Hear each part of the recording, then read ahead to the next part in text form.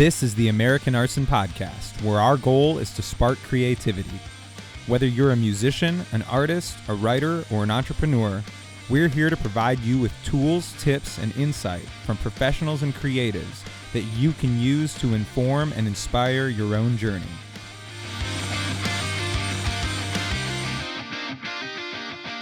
What's up, guys? Evan here with a quick announcement before we jump into this week's episode. If you haven't seen already, we just released our Winter 2021 merch line.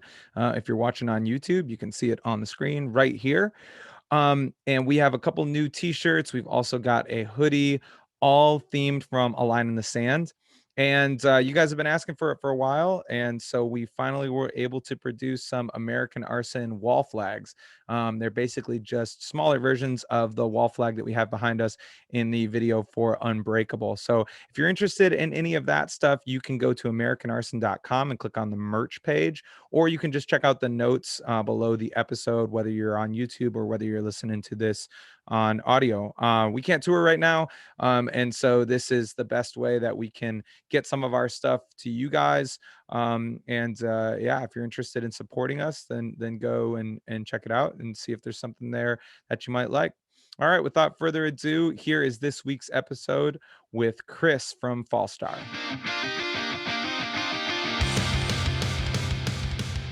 You guys want to see some new guitars real quick? Yes, oh, heck yeah. absolutely. I was staring at him behind you. I just got this one. That's beautiful. It's a Dan Electro baritone, which is not metal to me at all, but it chugs like crazy. And it's a 30-inch, so 29.75. I love the black finish with the white on the outside. I know. I didn't know until I bought it. Really Super cool. clean. It's cool. And then The fret spacing looks like a bass to me. It's intimidating. Yeah. I think it was originally built as a bass 6, and this one was too. But this is a Gretsch. It's just like a really wow $400 Gretsch, but I tuned this one down to drop E, and it just like feels That's really low. good.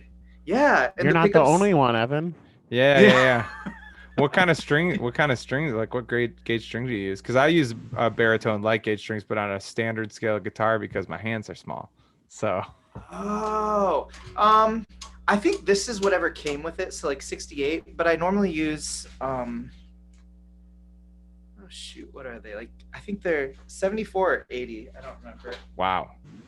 Yeah. So you're basically playing bass over there. Yeah.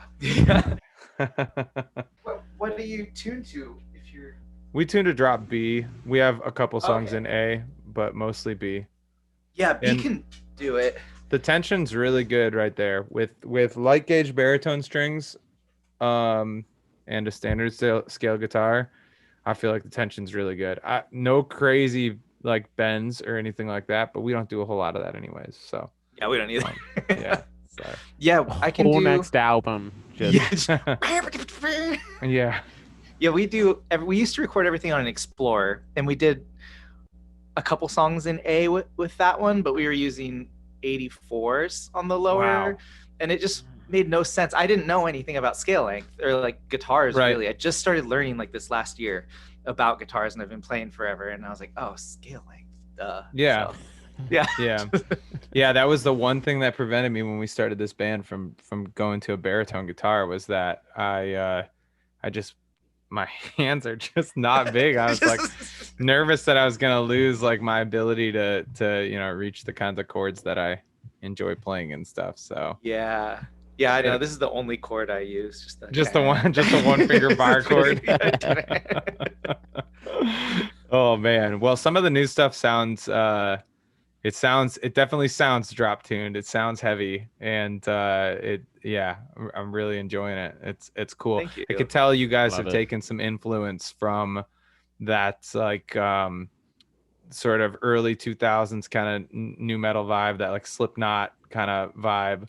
Am I not too far off base there, or is that kind of close? Or? I wasn't allowed to listen to like Slipknot or anything growing up, and so I got into them like maybe 3 or 4 years ago. I got into Slipknot, Rage Against the Machine, Korn, Limp Bizkit. Those 4 bands, I just listened through their whole discography, and I was like, okay, these all have a similar like bounce type feeling to them. And I had come from a punk background, so everything for me was like the da da da da da da, like that kind of bounce. Yeah. But then these other bands were like the slower bounce and like a bob kind of, and I Yeah. wanted to capture that. I was like, oh, that's really powerful too. Super Like, rhythmic too. Like Yeah. Korn, I don't actually think they actually play chords. I think their guitar players in Korn are just part of the rhythm section. They're just Dude, like yeah. just belong with the drummer. Just I making always- percussive I've- noises on the I remember texting Evan before we when we were writing this next album, and he sent me a demo for one of the songs, and we ended up completely changing this part of that song that I'm thinking of, but I heard it and I was like, oh my gosh, because I was similar. I just got into like Slipknot over the past like several years or so, because I'm a huge fan of their drummer Jay Weinberg, and he's not the original drummer for the band, but for people who aren't familiar, but once he started becoming really prevalent with them, I started following because I'm just a huge fan of his playing. And I remember Evan sending me that demo, and I had just been like jamming Slipknot in the car, and I was like their newest record, and I was like, oh man, I was like, I just heard this part that sounds perfect for it. Like I've been getting a lot of, I don't know about you, but I've been getting a lot of like Slipknot vibes out of the stuff I've been like thinking about for this song, this part and stuff like that. So it's interesting that you say that, because like I was the same way. Like I never really got into them when I was like younger, and then like just over the past few years, like again specifically for me over like with Jay Weinberg and stuff, but like just blew through a lot of their more recent records. Yeah, it holds up pretty well. Yeah. So what made you decide to go back to Fallstar, I guess, after, because I mean the last album was 2015, and we're right on the cusp as we're recording this. Not sure exactly when it's going to come out, but as we're recording this, we're right on the cusp of Sunbreather coming out, and so that's like 6 years in between. Yeah. And then you went away, you did Northlander, which is a totally different sound, but what made you come back to the heavy side of things? I was trying to write the next Fallstar record once Future Golden Age was in the process of coming out, so I was just starting to write for the next one, and I wrote one song that was good out of 63 songs. Whoa, that were horrible. I think I remember you telling me that at some point. You just wrote a ton of songs, and is that like 63 like songs that you demoed out, or 63 like different ideas or full songs, or skeletons at least? Okay, I would say so. Not like, I wouldn't count a riff as a song, but like a full fleshed out skeleton. And then like maybe later if I go back on the skeleton, I'm like, oh, this lead will look good for this or something. But usually not like vocal melodies. But I do those on my phone, and then I go through and then I match it to the music later. Got it. So, but yeah, 63 songs, like, and I write pretty obsessively anyways. So, but yeah, a year and a half into trying to write for the next Fallstar, I was like, it's not happening. Like, I hate heavy music. I don't want to write anything heavy anymore. And I was just so burnt out on it, and nothing was happening. So then that's why I did the Northlander, because I was like, I love writing all sorts of types of music and stuff. So yeah, I started with the Northlander, and that was easy, like 12 songs, no problem. Like they all wrote themselves, and it was like super fast writing those. And then I wrote like another EP that's like electronic, like that video game Rocket League. Yeah. So like all the music on that video game inspired me to write an album like that. So with singing and stuff. Yeah. So I have that done. I just don't know how I want to release it or whatever. Hear this? Yeah, it's good. It's really good. I'm really pumped on it. Coming soon to Facedown Records. Yeah. I would love if Jason wanted to do that. Jason loves branching out, man. That's why we're here. That's why we're part of this thing now. Oh, that's cool. Yeah. So, and then I did a bunch of other projects in the middle, and then I was able to come back, and then the songs started coming. Gotcha. Yeah. So did you use any of those original ideas then, or is this all totally fresh stuff? Really? Out of 63? Dang. Yeah. There's a song called Get Me Out, or like Ice Agents, and it's like track number 8. That's the only one I kept from there. Wow. That one could have been on the Future Golden Age CD. Did you write a whole new batch of 60 songs for this one, or was it cut down? No, I probably wrote 15, and I kept 10. So okay. It's just sometimes it happens, and then Yeah. sometimes you just can't do it. So like right now, I'm 8 new songs into our next record because I'm just like I'm Wow. feeling it, and I'm like I Yeah. can't stop writing while I'm in the writing for heavy mood because it's the hardest one to get amped up for. Like writing ambient and like chill rock is like I can do that any day. I never get tired of that, but heavy is just really hard to get in the right headspace to write for it. So I'm in the headspace now, and it's actually working, and I'm writing awesome stuff. So I'm just gonna keep doing that until that one's finished, and then yeah. That's then awesome. then you're ready to go when this album cycle's Yeah, done. seriously. And Yeah. you're like Jason hits you up several months later and is like, all right, so what do we think we actually here's the whole next record ready to It's go. ready to go. We can put this out tomorrow. That's cool. I mean, the whole reason that we started this show was to kind of look in on different people's creative processes from different creative backgrounds. We've had photographers on here and podcasters and videographers and then a lot of musicians because that's the world that we're in.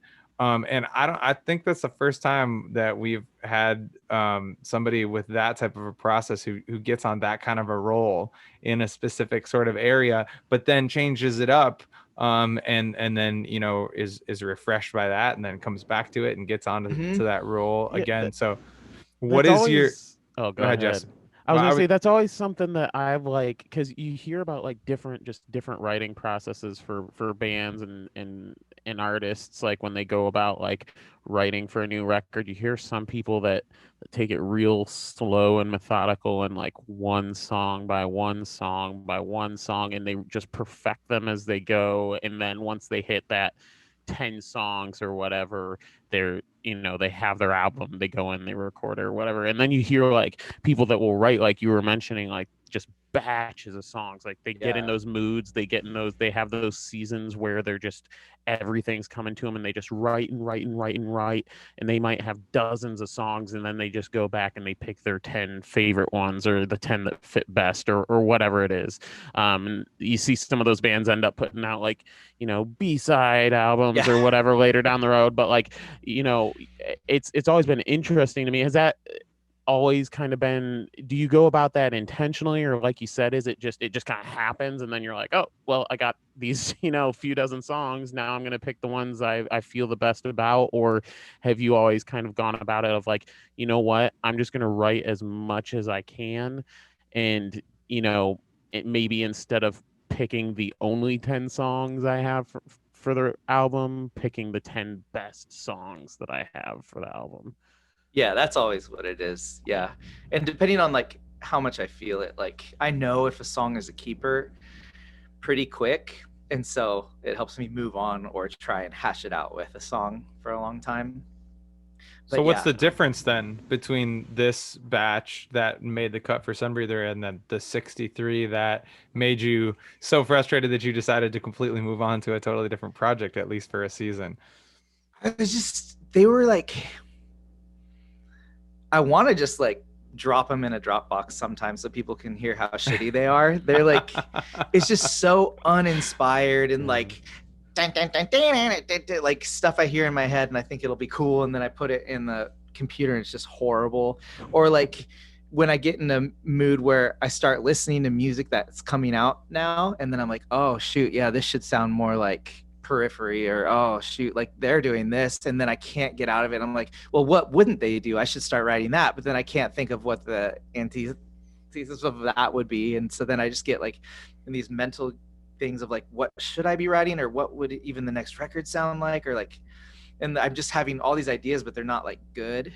But I don't know what the difference is. Like I'm always writing every day, and like I'm always singing stuff into my phone. Like I can't stop with the ideas. Yeah. So like it's always coming, but sometimes they're good and sometimes they're really crappy, or sometimes it's just not the right time. Like I don't know why. Convenience of today's technology. You got your phone on you. Like if you can be driving on your way to work, or like just walking around the grocery store and be like, oh crap, something just came to my head, I'm gonna hold this up, I'm gonna sing into it, hum into it, whatever, and then you got it saved so you don't forget. I don't know how people did it back in the day where they're like, I just got this thing in my head, okay, I have 6 hours till I get home, I'm gonna have to hum this every in 60-second increments at work for the whole day so I don't forget it. Like you know. It's like Ronnie Radke wrote that first Falling in Reverse album in prison. Like, how did Wow, he man. do that? He just must have rehearsed it in his head Yeah. over and over and over. I don't know. It's crazy. I remember being in the van. This is before I had a smartphone, a long time ago in one of my early bands, and having an idea in my head and yelling at everybody and telling them, do not turn on music in the van. You're not allowed to turn on music. Like I'm gonna have to go over this for like the next 2 hours in my head, and then it'll be good. Then it'll be in there. Or I was like thinking like I had a program on my laptop where if I could sit down on my laptop that I could program in some little MIDI cues of like with kind of the idea, and I was just like playing it over and over and over and over, and we got gas, we got back in, and our bass player like started the iPod, and I remember just come on man, you just lost the idea's gone now, just out of my head. Like it's just so funny like how archaic that seems now, you know, like Jesse said, driving down the road like, oh cool, it's just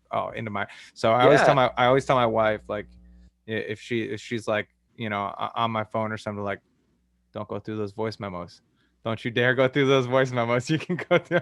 I know some people are probably afraid. She's got stuff on you now. Yeah. Some people are probably afraid. She wants you to clean the house, and right. You're not feeling it. She's like, actually, I copied over some of those voice memos. Right. You know? Yeah, some people are probably afraid for their significant other to see their text messages. Some are probably afraid for their significant other to see their bank account. I'm good with all that stuff. Just do not go into my voice memos, because you can hear me like falsetto whisper singing in a Home Depot bathroom while somebody's flushing the toilet behind me. Yeah. Like in the middle of the night, just always waking up, just doing really quiet voice memos. Like, we're going to have to insert those at the end. I want either on the next Fallstar or the next American Arson record, we have to agree to like insert those at the like end of a song, like 30 seconds after the song ends, like one of those little like hidden things, just like a quick like 5-second clip of like, people got to pay extra for that, man. We'll start a Patreon. We're start a Patreon where the only content we release is just the demos from my phone.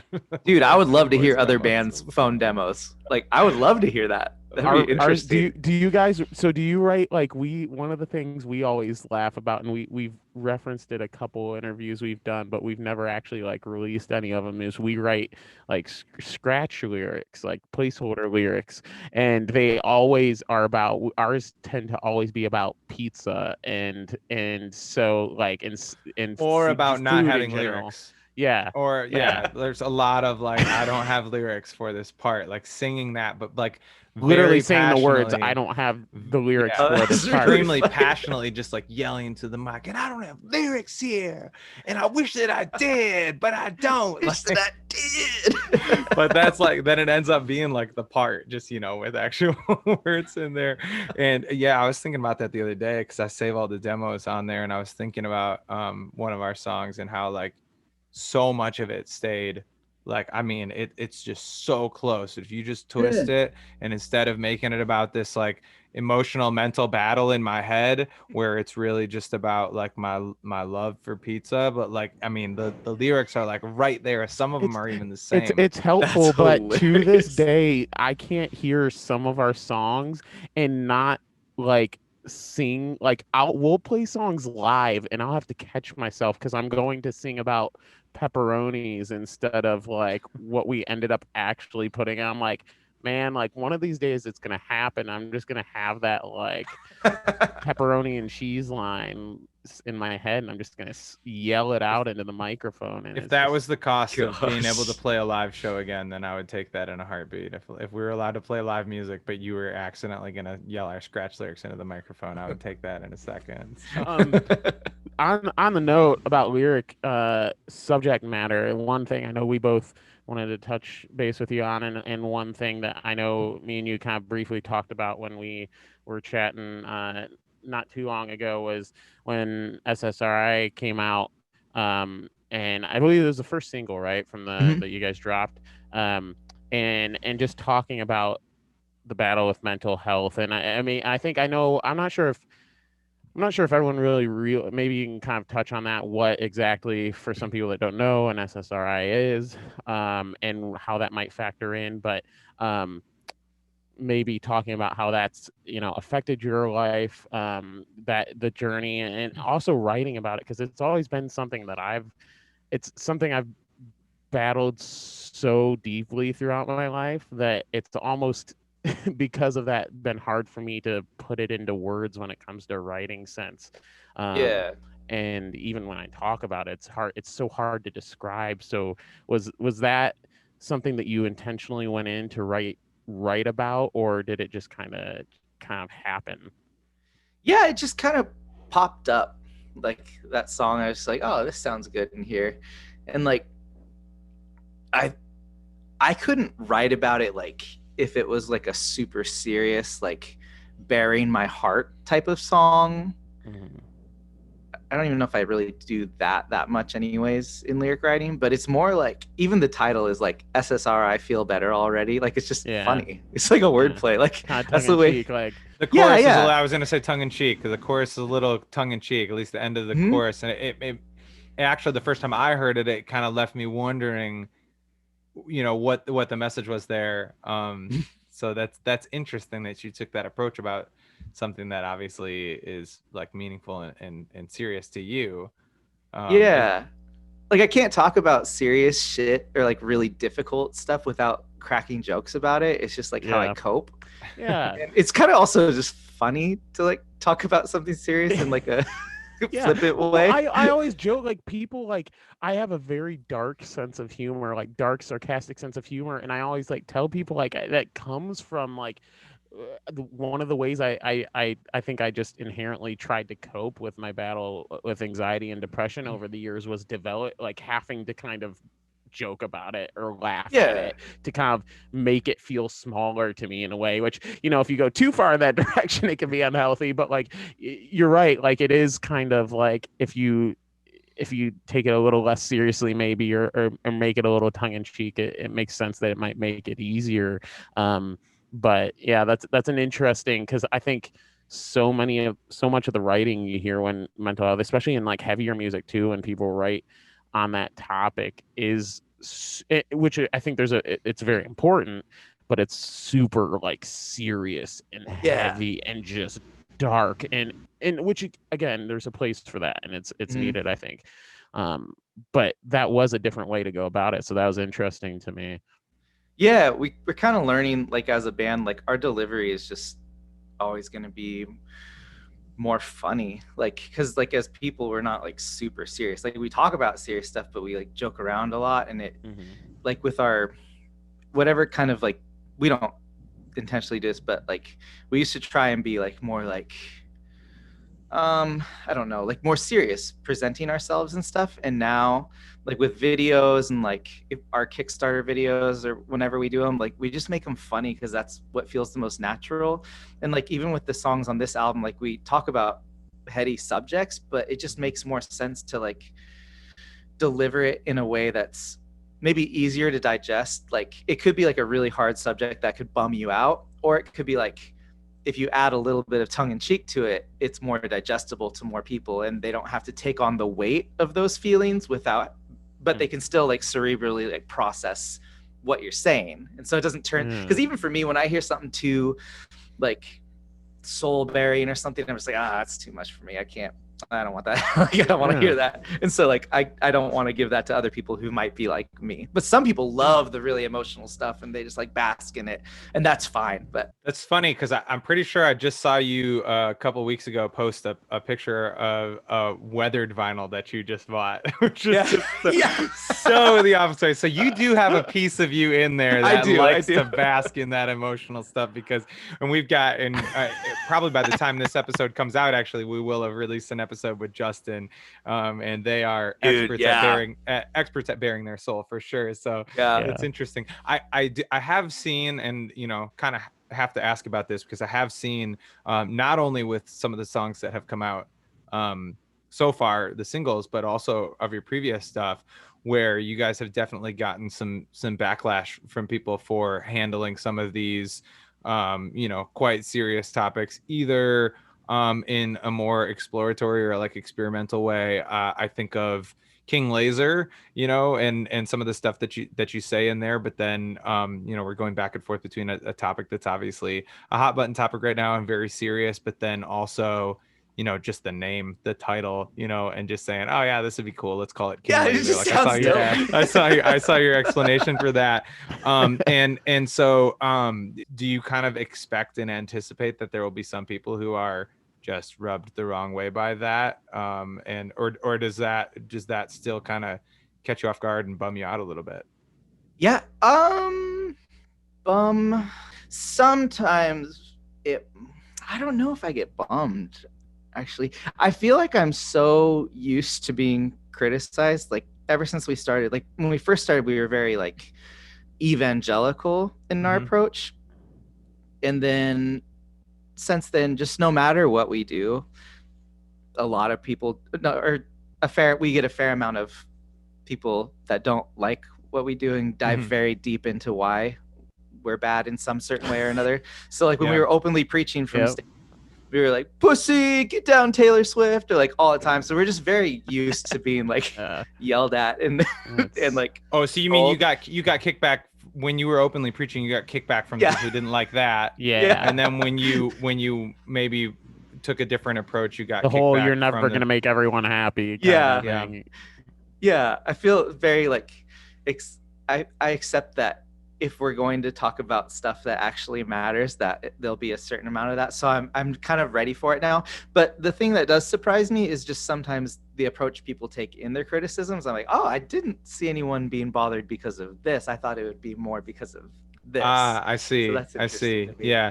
Now, obviously, you know, we all kind of know that there was protests all over the country this year, but I know that the Pacific Northwest, where you guys are from in particular, has kind of had, there's been a little bit more kind of endurance on some of those, and it's been something that's just persisted a little bit longer.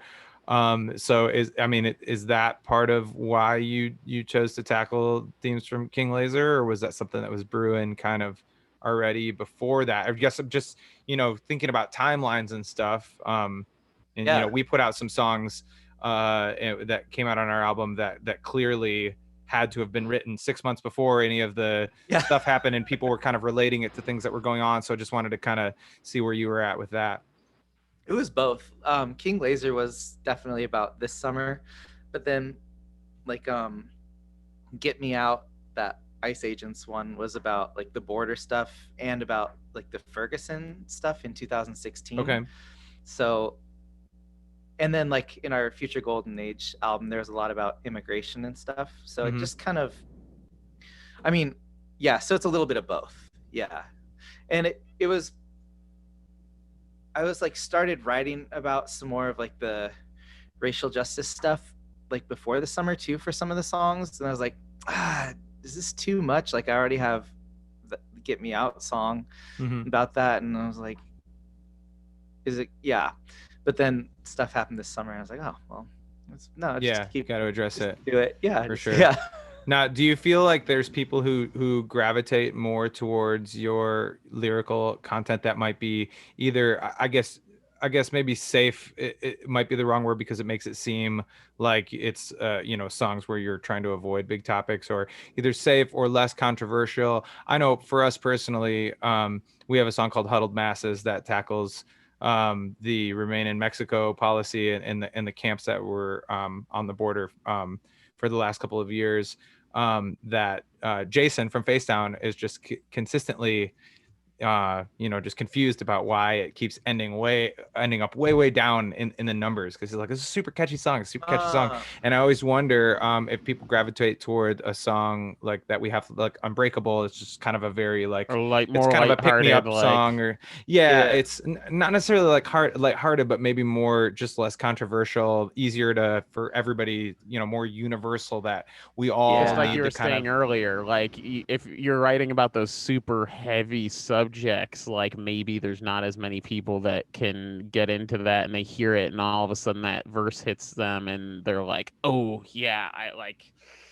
can't, this is too much, like, you know, I don't want to think about that right now. I'm just driving home from work or something. Right. Yeah. Maybe. Yeah. But that doesn't come into your perspective when you're getting ready to write stuff. You're just I gotta Oh write what no, I yeah, feel I've and- never thought about that. Yeah. Yeah. I mean, I know when a song's gonna be a little bit more heady and when it's gonna be like really light, like that waiting song we did. I was like, oh, this is a feel-good song. This should be easy peasy. So yeah. That's cool though, man. I love it. I love it. And I mean, it's interesting too because we've gotten to see so many different sides of the album already. At the time of this recording, I believe there's 5 singles out right now, which it's a newer approach, but it's one that I'm Yeah. seeing a little bit more this year. Is that kind of like a COVID influenced decision, or is that something that maybe you're going to try to go with anyways, or what's the rationale there? It was a little bit of both because we were shooting for November to put it out, so that would have been 3 singles. Okay. But then Jason was like, vinyl is way backed up, and Mhm. and he was thinking about just putting out more singles for every release anyway. So he's like, let's just try like this waterfall strategy where one single and then it keeps bringing you back to see that first and second single and that third single. So yeah, I was really happy he said that because I have a friend Matt who plays in Memphis Mayfire, and he said they're doing their next album in 12 singles, so it's not going to be. I heard about that. Yeah, I heard about saw- that. And isn't there like a physical release for each single? Yeah, That's That's wild. crazy. It's That's super crazy. cool, like different, but Yeah. that is so wild.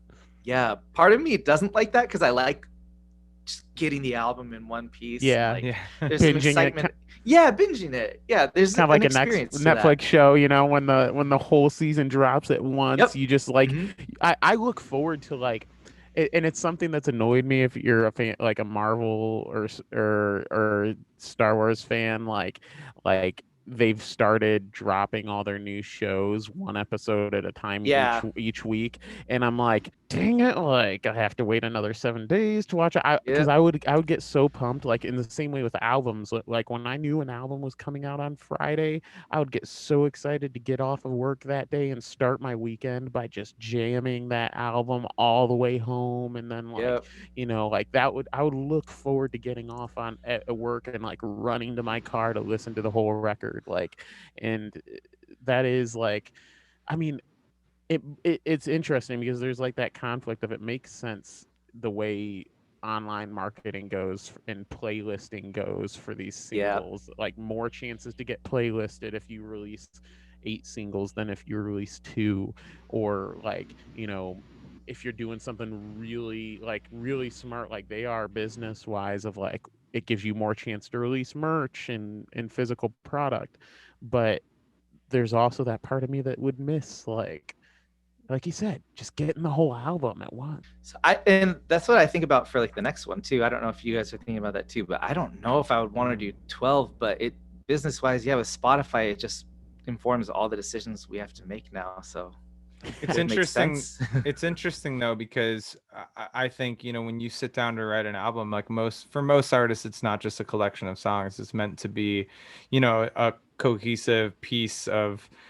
I remember before Halsey, before her last album came out, her sending a tweet to people and saying like, please sit down and listen to it all the way through, because like there was like, we agonized over, track listings and Yeah. transitions and things like that to us as musicians, like it makes a big difference. But for a lot of people, it's like, I'm just looking for one cool song that I can pop onto my workout playlist, and then I'm out at that point, so it's very interesting from our perspective. We want our music to be heard, we want to be on playlists, but we also want to release like a cohesive, like, movement of music that makes sense all together and is an album instead of just a collection of singles. So I don't know if that's something that you guys wrestled with or continue to, or what. Yeah, it felt good the way we did it this time. Mhm. So maybe we'll do it similar and not do like 12 singles. I just don't know how I could handle 12's that. a lot. 12, It's also, you don't they're- feel good until it's out. Like you're just Yeah. always kind of like restless until the yeah, thing's like, done. oh, you gotta wait. Yeah, you gotta hear this one for that to make Yeah, sense. But exactly. they're a bigger band than us too. If we tried to do that, people would be like, "It's March. I'm over it. Yeah, That's I don't it. I'm care." moving on." Cancel Like, my pre-order. I gave you my first 3. It's chance for the first 3. The sun's starting to come out now. It's winter's over. I'm done with it. That's true. That is like a very important thing to weigh, I think, when making that decision. That makes sense, especially for smaller bands like us. Like, Yeah. that would make sense. There is some level of hype that you would have to maintain, and there's a point where you can't maintain hype anymore. Right. Well, speaking of this release, you guys are back in the Facedown family. I mean, I guess you kind of came back into it with Northlander, but I know you had gone away and then came back. What kind of went into that decision of finding a label home and then ultimately circling back around? It was just business. I think like Backdraft didn't sell that many records, Okay. so we just didn't get another offer or another. We didn't get picked up for another album after that, and then we did Future Golden Age Independent, and the Spotify numbers for that were good. And so then what happened? Oh, and then we put out the Northlander album by ourselves. But Jason texted me, he's like, "This is really good, man." And then I was like, "Oh man, I'm glad you think so. You should put it out on Facedown." And he was like, "Oh, that's an interesting idea. Maybe we should do that." So we did that. And then for the Fallstar one, we had raised the money through Indiegogo for the next record. And so then we were just like, "Hey, Jason, everything's paid for. Do you guys want to do like the marketing and publicity for this next record?" And Interesting. kind of like share the financial like risk, I guess. Right. So yeah, so it made a lot of sense, and it's really great because I'm not good at label type stuff or like press or anything, and they do all that. So it's really, really good cooperation. Well, and people are really excited about it too. You know, in the Facedown appreciation club that we're both members of, and that we try to shout them out as often as possible because they support the heck out of us. But they people are so stoked for, as well they should be, because the singles that we've heard so far are super cool and unique as well. You know, like a song like Waiting, and then you know, the heaviness kind of juxtaposed with the melody and all of that stuff too. I think I think it's what people, you know, need right now too. You guys are tackling some topics that are important and not shying away from it, and I think that's really cool. Now, I do want to touch on one more thing before we move towards some of our fun stories here. I wanted to touch on one more thing in the creation process of some of these videos and stuff you made. I feel like, and tell me if I'm wrong, but I feel like I remember, I don't know if it was your Instagram story or Facebook or what, but I feel like I saw you like post, or maybe it was the band post, like videos from like filming in front of like a railroad track or something, and like getting kicked out or something, or like what? Yeah, so and I got a ticket that day too. No. Yeah. Oh, my and goodness. Cody was like throwing up that whole day as well. Because I was gonna say, first of all, the videos have been sweet. Like, thank you. Like from the start to finish, and the whole like marketing scheme and color scheme. You got I love like pastel colors, so like the pinks and the blues and stuff are so sick. But like, thank you. Also, like the videos are sweet. But I saw that and I was like, all right, did you guys just up and like go to a railroad track by you and just say, you know what, we're just gonna throw our stuff down here and film for as long as we can? And we weren't trying to get a train. We just that was like on accident. Yeah. It looked like you were like waiting for it to come, and then like right as it came, you started playing. And no, I was terrified. I didn't even film it with my camera. I just like was like, and I was yelling at Morgan. I was like, "Morgan, no!" Because I could just see in my head like a little bar popping down and just like decapitating him or something. I was terrified. Or like rock shooting up from the tracks or something. Like he was so close to that. That was wild.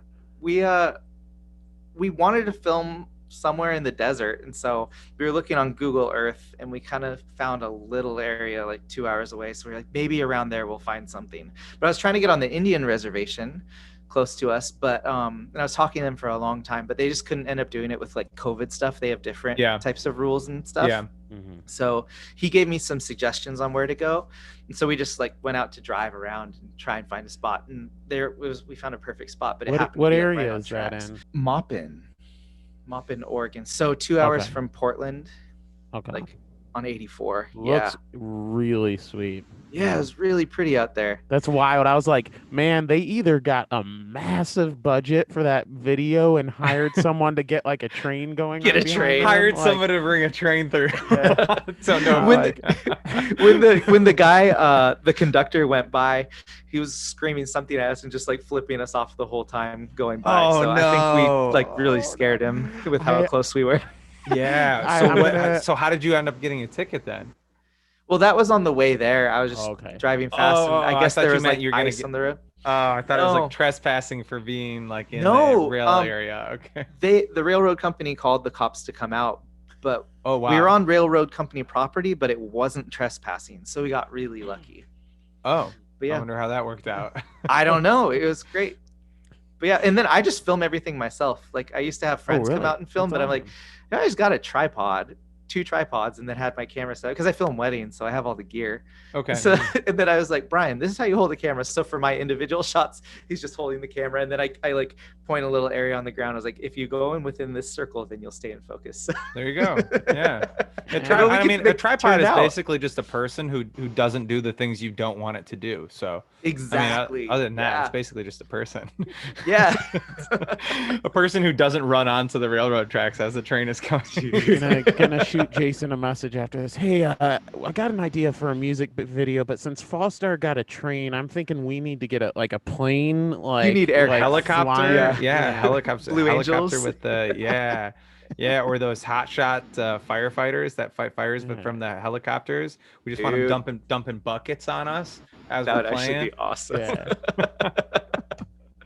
Oh man, well this is actually a pretty good segue. We don't, I mean, since the beginning of this podcast, we've been in these crazy COVID times, and so we started this little tradition of asking people for their favorite live music or touring or whatever stories. I think that's the first crazy music video story that we've gotten, but I wanted to hear if you had, you know, any funny, crazy, self-deprecating, anything kind of stories that would make us all pine for the day that live music finally returns. Yeah.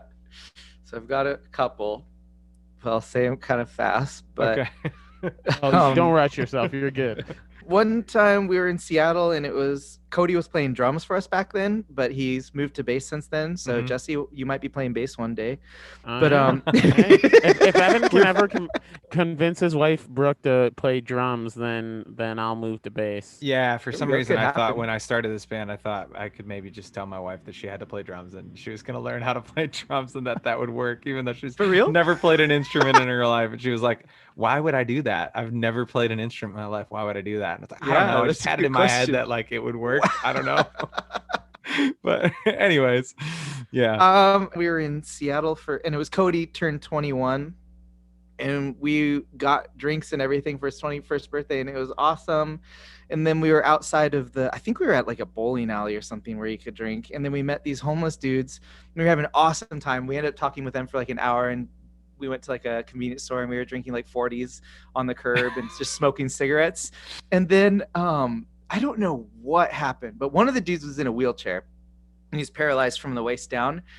And I don't remember what it was, but I just hear this woo, and Brian's sitting on this dude's lap on his wheelchair. They're just tearing down the hill and they're both just screaming. No, So funny. no. Was this a consensual commandeering Yeah. of wheelchair guys? Like he was like, let's He do was it. Like into it. Yeah, Like, they were Like both this into it. this is a sledding hill, basically. Like we're Brian and just the gonna dude hit- just thought it would be a good idea. So they're just like screaming, Oh. tearing down the hill on this wheelchair. Yeah, I I might just be- feel It was like that's so something funny. out of one of those like Bad Grandpa or Jackass movies. Yeah, exactly. They were super cool dudes, and then we just went back do they to our have place. do they have brakes? Are there brakes? Yeah, on, like hand brakes on wheelchairs that you can? Yeah. I mean, I Yeah, guess that I'm you pretty that's sure. probably a number one way to faceplant would be to pull the handbrake on a wheelchair when you're Yeah. going on a hill. But oh man, And but they Seattle's didn't. all steep and stuff. No but- broken bones or anything No, like it that. was- No It falls. was a really good night. That's amazing. It's just Right. one of the weirdest things. Just like turn around and then just like, oh Yeah, my especially- God. Somebody that you just met, like, yeah, let's go for a ride on your wheelchair down this hill. Yeah. Oh And man. then I had two more, and they're more just like kind of surreal ones. But like We played Cornerstone 2012. Hey, And- I did too with my old band. That What was was the your old last one, band? right? Yeah. I Yeah, think yeah. so. We were called Yeah. Good Luck Varsity. Good Luck Varsity. Okay, I don't Yeah. remember. Yeah, We weren't that very was, big, so but Yeah, yeah, I we just weren't- remember. I always remember 2012 because it was the last one. I went to a bunch of them, but that one always, it was the last one, and it was 8 million degrees the entire time. So, Dude, it was but horrible. I thought I was yeah, gonna it was pass out so after our hot. set. Like once we all finished, we're just like trying to pull off our jeans, but they're like stuck to our pants. And we're just sitting there in our boxers, no shirt and no pants, right after we finished the set. But like I thought I was gonna pass out. It was a very hot one. But anyway, so you're at Cornerstone. Cornerstone didn't want you to play in just your boxers. Yeah. But we were playing a set. We were with Come and Live back then. Do you remember? Do you ever? Yeah. Yep. Do you have their tattoo? I need to get it covered Oh, up. cool. But yeah, but we were playing the Come and Live tent, and Chad told us later that Stephen Christian came in from Anberlin and Yeah, he watched Anberlin. our set. And he's like, "Who are these guys? They're great." And he was like, "For Fallstar." And then he went and bought a CD.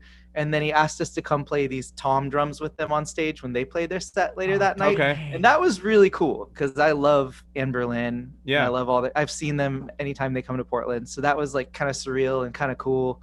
No, that's interesting. We don't normally, and I'm glad you mentioned that. Maybe we should start we need to start categorizing okay, give us one self-deprecating, funny, just ridiculous story, but then give us one of your cool surreal moments from your music career too, for at least for maybe the musicians that we talk to, because that's a wild moment.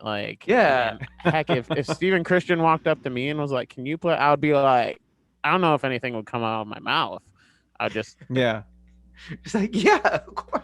I'll play. It was like I'll our play first the year. toms. I have a video on my phone of me playing the toms. If you want to see me playing the toms, and This is my I can audition. show you. do that you I want me? can Do do you it. want me to I go can- get my tom? I know I'll a guy get my named tom. Tom. I'll show you on my tom. I have the sticks that you hit the tom with. I have those. I'm ready, sir. I bought some at Hard Rock Cafe when I was 12 years old, and we Oh went my there, God. and they have the flames on them. I could get those are at home, There's 6 a hours Guitar away, but I Center can go and with- get them. Or guitars. I will. Yes, Stephen Christian, I will play toms on the stage. That's what you asked me, right?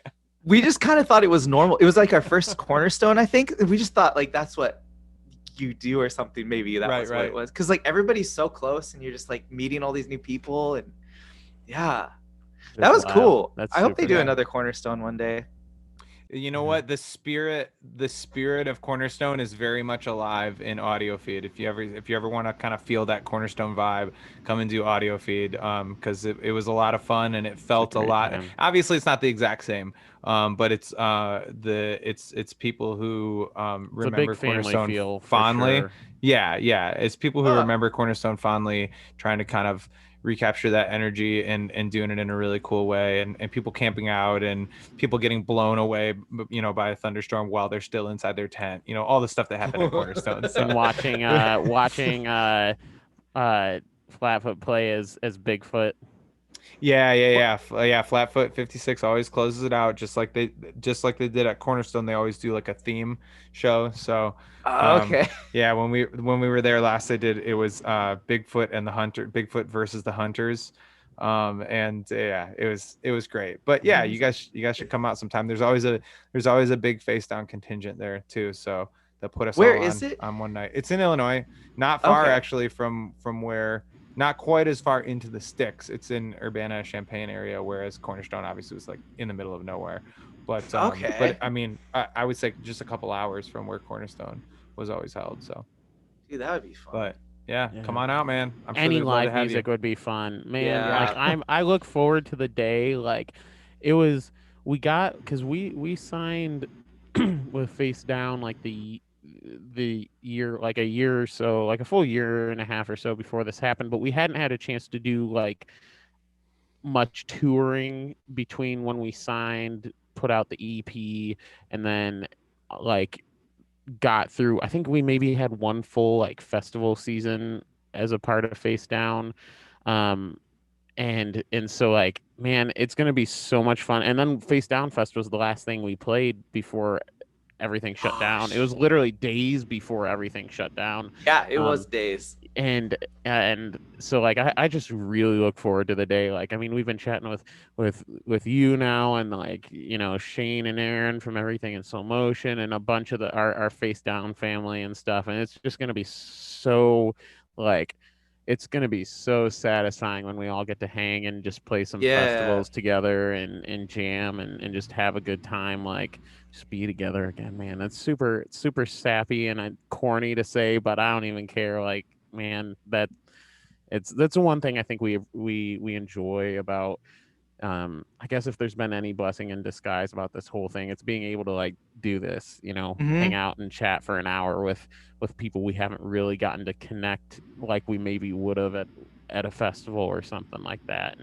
and just look forward to what's to come and talk about what we're doing now and yeah. And I mean, to kind of bookend that, for those of you who are listening and want to check out Chris and Fallstar's stuff, Chris, where can people find both you and then like Fallstar on social media, or where's the best place to find you guys and check everything out as you get ready to release this record? Yeah, everything Fallstar is at Fallstar Music, so Facebook and Instagram, and then I think Twitter is Fallstar777, but it's just like a feed of everything we post from Instagram. Got it. Cool. And then at Northlander Music for everything else, like Instagram and stuff. And then we traveled with one of our friends for a lot of, like, when we were touring a ton, and his name is Jameson. He's like a music journalist, so he writes for a bunch of different publications and stuff, and he's writing a book about just like tour stories and like really funny experiences of him just interviewing everybody. Cool. But awesome. A lot of those experiences like are of us on the road together and just seeing weird stuff. And so that book is called Name Dropping Book. So I wanted to mention that for him, and that's coming out really soon. And he's a really good writer. So and when is that coming out? Well, it was supposed to come out last fall, but with COVID, I think it's maybe this summer. I'm not sure. But Name Dropping Book. Okay, cool. Yeah. Send me a link and we'll post it if there's a link to any pre-orders or anything like that, and we'll post it in the show. For those of you watching on YouTube, all the links will be down below. For those of you listening on another app, if you want to find those links, you can head over to YouTube and they'll be there. Or just go to the show notes. Show notes on your app. Show notes, and we'll make sure to link everything so you guys can check out Fallstar's new stuff and find that book when it drops. Awesome. Chris, thank you so much for being with us. This was a lot of fun, and we're looking forward to the day we can see you in person, man. Yes, I'm looking forward to that too. Thank you guys for talking. That's great. Thanks for for sure. All right, check out Sunbreather if you haven't already, and we will see you guys next week. Thank you for listening to the American Arson podcast. If you enjoyed this episode, please take a moment to leave a positive comment or review. Connect with us online through Facebook, Instagram, YouTube, or Twitter, and check out AmericanArson.com for music, merch, and upcoming tour dates. We'll be back next week with another episode. Until then, stay inspired, stay positive, and keep creating.